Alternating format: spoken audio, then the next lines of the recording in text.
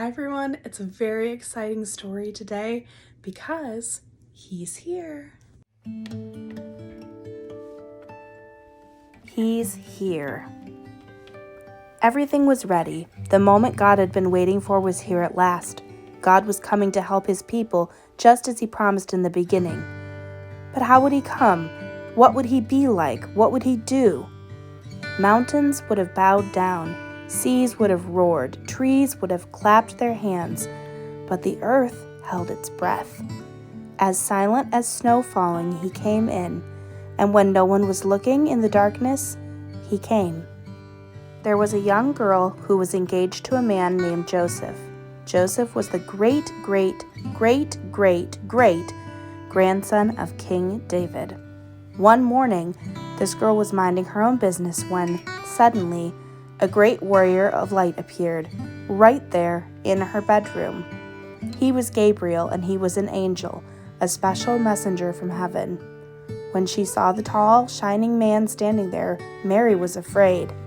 "You don't need to be scared," Gabriel said. "God is very happy with you." Mary looked around to see if perhaps he was talking to someone else. "Mary," Gabriel said, and he laughed with such gladness that Mary's eyes filled with sudden tears.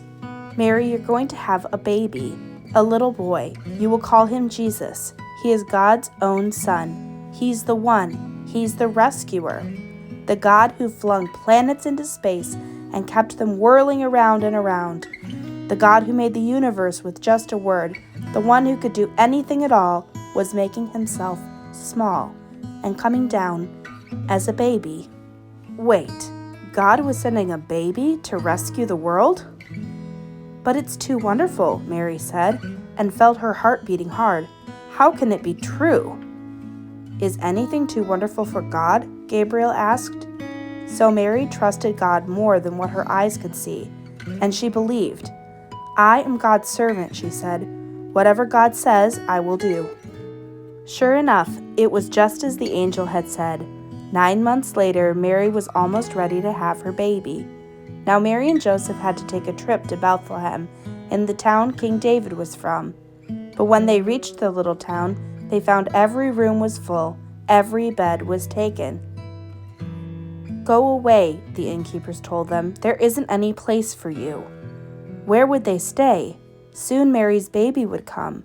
They couldn't find anywhere except an old, tumble-down stable. So they stayed where the cows and the donkeys and the horses stayed. And there, in the stable, amongst the chickens and the donkeys and the cows, in the quiet of the night, God gave the world his wonderful gift. The baby that would change the world was born, his baby son. Mary and Joseph wrapped him up to keep him warm. They made a soft bed of straw and used the animal's feeding trough as his cradle. And they gazed in wonder at God's great gift, wrapped in swaddling clothes and laying in a manger. Mary and Joseph named him Jesus, Emmanuel, which means God has come to live with us. Because, of course, he had.